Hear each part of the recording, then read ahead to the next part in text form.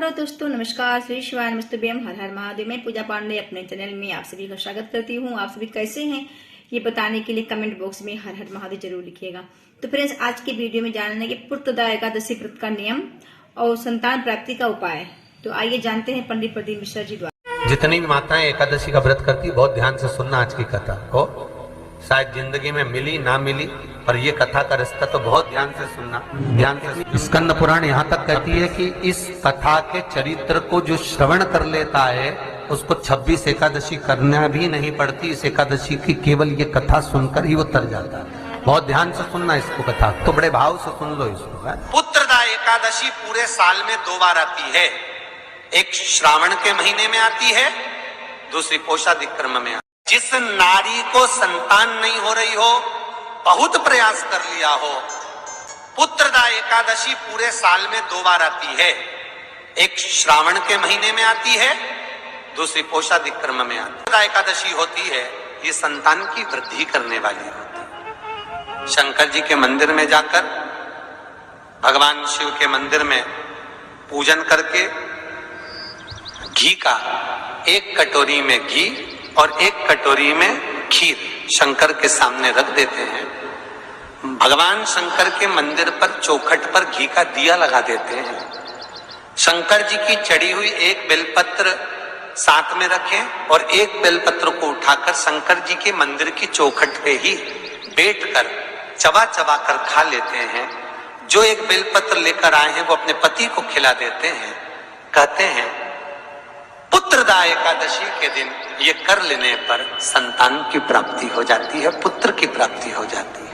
महापुराण की कथा कहती है, आप अगर विश्वास रखे हो, सफेद आंकड़े की जड़, जिस नारी का संतान नहीं हो, गर्भ नहीं ठहरा हो, सफेद आंकड़े की जड़, जिस देव अधिदेव महादेव की कथा जिस तुम्बरुका जी ने श्रवण कराई है, शंकर भगवान जिनके सामने बैठकर शिव पुराण की कथा सुन रहे हैं, उन तुमरुका जी का नाम लेकर शिवलिंग पे से 21 बार घुमाकर मंदिर में ही कमर पर 7वें दिन रजस्वला धर्म के जो बांध लेता है और 1 पीपल का पत्ता अवधूतेश्वर महादेव का नाम लेकर शंकर पर चढ़ाकर उसको गाय के दूध में उकाल कर रात्रि को दोनों पति पत्नी अगर पीकर सोते हैं, 3 महीने में भगवान भोलेनाथ उसकी गोद भर देते हैं। ये शिव तत्व। शंकर देता जरूर है। अच्छा, संतान नहीं हो, किसी नारी की गोद, अगर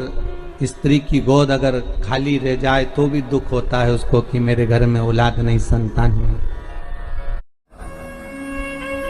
बड़े प्रेम से सबसे पहला नियम एकादशी व्रत का, सबसे पहला नियम है कि आप जिस दिन व्रत करो उसके 1 दिन पहले भक्ति का संचार इस हृदय में करो। भक्ति का संचार इस हृदय में कर लीजिए। जिस दिन आप व्रत करो, जैसे एकादशी का व्रत कर रहे हो तो 10वीं के दिन शाम का समय जब आवे, रात्रि जब होने लगे, शाम का समय आवे और रात्रि का आप जब भोजन ग्रहण करो तो उस भोजन में कोई ऐसा पदार्थ ग्रहण मत करिए जिस पदार्थ के कारण आपकी एकादशी बिगड़ जाए।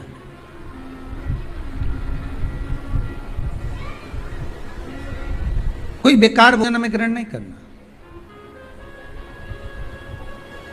श्रेष्ठ भोजन ग्रहण करिए 10वीं के। और एकादशी का दूसरा नियम बहुत ध्यान से सुनिएगा। जिस दिन आपकी एकादशी का व्रत हो उस दिन प्रयास करिएगा कि अपने हाथ से किसी भी वृक्ष की कोई पत्ती टूटे ना। अपने हाथ से किसी भी वृक्ष की, पौधे की, किसी भी वृक्ष की पत्ती अपने हाथ से ना टूटे।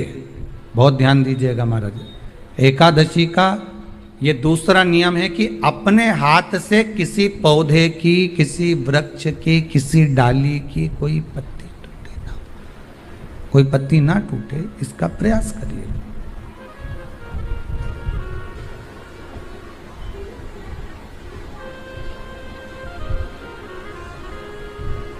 कितना सुंदर व्याख्यान कहा है, कितना सुंदर वर्णन है महाराज, कि मात्र एकादशी का व्रत कर लेने पर, मात्र एकादशी का व्रत कर लेने पर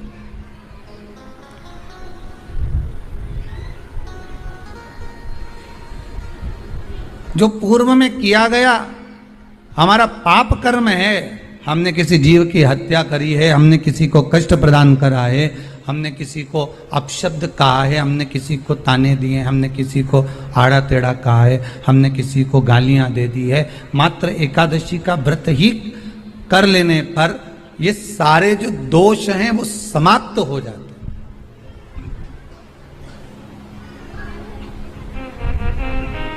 सारे दोष हमारे समाप्ति पर आ जाते हैं।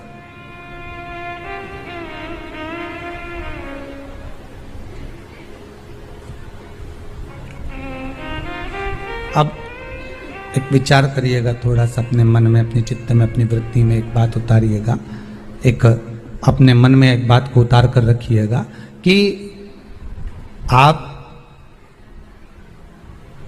अपने पाप को, अपने पाप कर्म को जिस दिन क्षीण करने वाले हो, समाप्त करने वाले हो, अपने पाप को आप जिस दिन समाप्ति पर लेकर जा रहे हो, तो उसके एक दिन पहले आपको प्रसन्नता होना चाहिए कि नहीं होना चाहिए कि कल मेरा पाप कटने वाला है, कल मेरा पाप समाप्त होने वाला है, जो मैंने पाप कर्म करा है वो समाप्त होगा, जो मैंने पाप कर्म करा है वो कल समाप्त हो जाएगा। तो एक दिन पहले आपके चेहरे पर प्रसन्नता हो कि ना हो?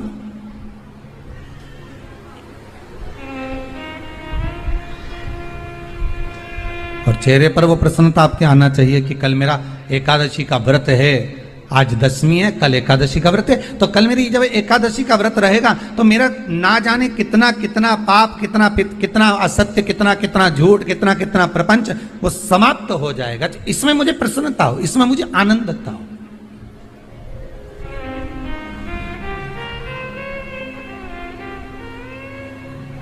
तो क्या कहा गया कि प्रयास करिएगा कि एकादशी के दिन कोई वृक्ष की, कोई डाली की, कोई कोपल की कोई पत्ती ना तोड़ी जाए। क्यों? तो कहा अगर उस पत्ती को हम तोड़ देते हैं, वृक्ष की पत्ती को या क्यारे में लगी हुई कोई डाली की पत्ती को हम तोड़ देते हैं तो एकादशी का पुण्य फल प्राप्त नहीं होता, एकादशी का कोई फल हमारे खाते में नहीं जाता, पुण्य फल प्राप्त। अब फिर भले तुम चाहे तुमने मोरधन खाया हो, चाहे तुमने फिर चिप्स खाई हो, चाहे तुमने फिर व्रत का कितना ही सामान खा गए हो और तुमने सोचा कि आज मेरी एकादशी है, तो फिर उसका कोई फल प्राप्त नहीं है, उसका कोई सुख प्राप्त नहीं है आपको, फिर उसका कोई आनंद प्राप्त नहीं है आपको, फिर उसमें कोई आनंद की अनुभूति आपको नहीं मिल रही। को याद रखिए, गौदान और एकादशी, श्रीमद वल्लभाचार्य जी ने मायावत का खंडन करा था जगन्नाथपुरी में, और श्रीमद वल्लभाचार्य जी ने कहा था एकादशी मरने के बाद मत दो, एकादशी जीते जी दो। कहा था कि नहीं कहा था? जीते जी दान करिए। इसलिए जगदीश में, जगन्नाथपुरी में एकादशी उल्टी लटकी हुई है। करें आपने दर्शन? जगदीश में एकादशी को उल्टा लटकाया। क्यों? क्योंकि वल्लभ ने कहा कि एकादशी जीते जी दो। कई पंडितों कहते हैं तुम्हारे दादाजी मर गए, जब 12वें का दिन होता है ना तो पंडित जी संकल्प छुड़ाते हैं, देव एकादशी, बड़े बेटे ने 5 दे दी, छोटी बहू ने 3 दे दी, उसने 2 दे दी, उसने 2 दे दी, तो क्या तुम्हारे दादाजी भिखारी थे जो तुम्हारी एकादशियां लेकर जाएंगे? और तुम कौन होते हो दादाजी को एकादशी देने वाले? तुमने कौन सा इतने पुण्य कर लिए जो तुमने एकादशी दे दी? एकादशी के दान की महत्वता श्रीमद वल्लभाचार्य जी ने कहा कि कोई व्यक्ति अगर खटिया पर सड़ रहा है, पलंग पर तड़प रहा है, हॉस्पिटल में पड़ा हुआ है, तो निवेदन है कि उसको देखने जाओ तो अपनी करी हुई एकादशी में से 2 एकादशी का दान उसको तुरंत दे दो। क्यों? तो जिससे उसको मोक्ष मिल जाए, मरने के बाद नहीं। क्योंकि मरने के बाद तो वो 10वें के दिन, गरुड़ पुराण में लिखा है 10 दिन तक जीवात्मा घर की अटारी पे रहती है। कितने दिन? 10 दिन। 10 दिन के बाद जीवात्मा चली जाती है। कहाँ जाती है? उसको जहां जाना है। 3 दिन में उसको भोग भोगना पड़ता है जीवात्मा को। 3 दिन नरक का भोग भोगती है, उसके बाद स्वर्ग का भोग भोगती है। 18 दिन में ये प्रोसेस पूरी हो जाती है। कितने दिन? 18 दिन। 18 दिन के बाद में उस जीवात्मा को धान के खेत में पटका जाता है। किसके खेत में? धान के, चावल के खेत में। इसलिए कहते हैं एकादशी के दिन चावल मत खाओ। कहते कि नहीं कहते? और क्या कहते हैं? द्वादशी के दिन चावल खाना जरूरी है। एकादशी का पालना करना है तो द्वादशी को चावल का एक ग्रास खाओ, तब द्वादशी को चावल खाओगे तो एकादशी लगेगी। चावल नहीं खाओगे तो एकादशी नहीं लगेगी। द्वादशी को चावल खाना जरूरी है। क्यों कहते हैं? क्योंकि धान के खेत में जीव को छोड़ा जाता है, उस धान के खेत में, चावल के खेत में जीवात्मा रहती है। उसको चिड़िया खाती है तो चिड़िया के रूप में जन्म लेता है, मनुष्य खाता है तो मनुष्य के रूप में जन्म लेता है। इसलिए एकादशी के दिन चावल नहीं खाया जाता, क्योंकि एकादशी के दिन हम चावल खाएंगे तो जीव हत्या का दोष लग जाएगा। फिर कब खाना है? द्वादशी के दिन। द्वादशी के दिन क्यों खाया जाता है? क्योंकि हम एकादशी के व्रत करे रहते हैं और पहला घासा जब चावल का खाते हैं तो अपनी करी हुई एकादशी का पुण्य, जितने जीव हमारे मुंह में जाते हैं उनको उसका पुण्य मिल जाता है और उनका फिर जन्म नहीं होता, वो तर जाते हैं, उनको एकादशी का भाग मिल जाता है। इसलिए कहते हैं एकादशी को चावल मत खाओ, पर द्वादशी को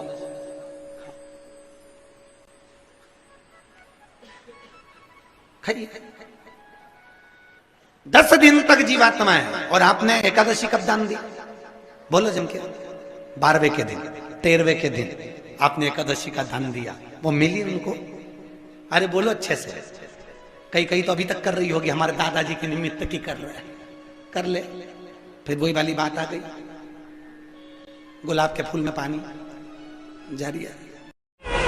एकादशी के दिन शंकर भगवान को चावल का दाना चढ़ाना चाहिए कि नहीं चाहिए?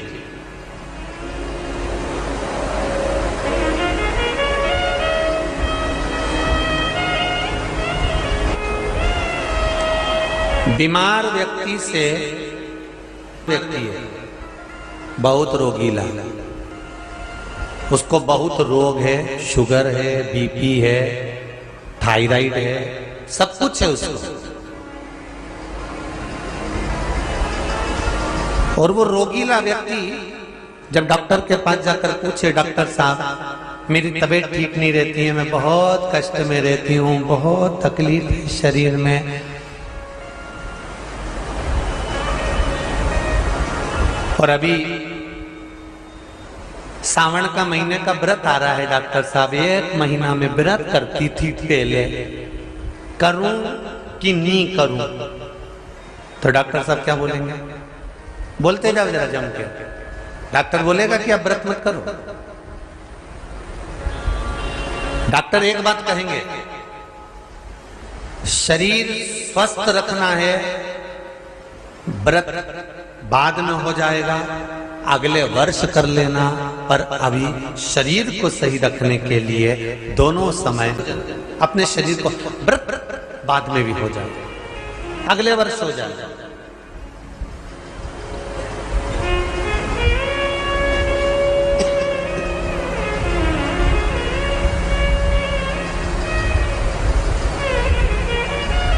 अभी तुम थोड़ा सवेरे 2 बिस्कुट ले लिया करो, सुबह नाश्ता ले लिया करो, भोजन ले लिया करो, फिर दोपहर में कुछ हल्का फुल्का लेकर आपकी नींद उड़ जाएगी, दुनिया की दृष्टि तुम पर पड़ जाएगी और तुम्हारी रातों की नींद। कमाओ भी उतना जितना खर्च कर सको और खाओ भी उतना जितना पचा सको, अति सर्वस्व वर्जक। डॉक्टर कहेंगे ये तुम्हारा व्रत जो है ना अगले साल कर लेना, इस साल मत करिए, इस साल तो आराम से भोजन वोजन करो तुम लोग, बढ़िया प्रेम से खाओ पिए। तो उसी तरह किसी ने पूछा कि चावल का दाना एकादशी पर भगवान शंकर को चढ़ा सकते, चावल का दाना शंकर जी को चढ़ाते क्यों है, पहले तो वो समझ। बेलपत्री का तो महत्व आपको बार बार बताया कि बेलपत्री शिव जी को क्यों चढ़ाई जाती है, कहीं रोग के लिए, कहीं बीमारी के लिए, कहीं किस कार्य के लिए, कहीं कोई कार्य के लिए, कहीं कोई कार्य के लिए। चावल का दाना अगर हम शंकर भगवान को चढ़ा रहे हैं तो क्यों चढ़ा रहे हैं, उसका कारण क्या है? चावल का दाना शिव को चढ़ाने का केवल एक कारण रहता है कि चावल को अक्षत कहते हैं।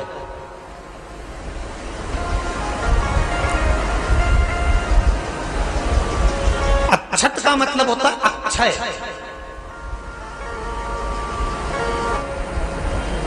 उसका मतलब क्या होता है? अक्षय, जिसका कभी क्षय ना हो। जब हम भगवान शंकर को चावल का दाना चढ़ाते हैं, जैसे बहुत ध्यान दीजिएगा महाराज, बहुत समझने वाली बात है, बहुत ध्यान से।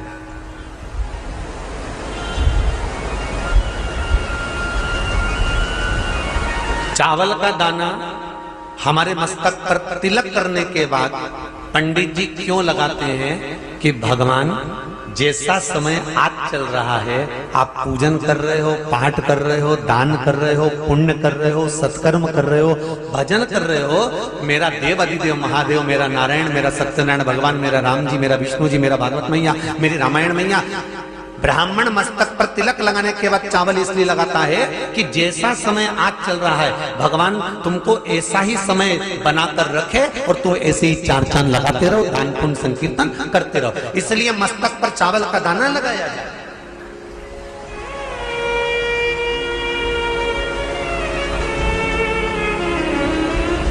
कोई मर जाता है,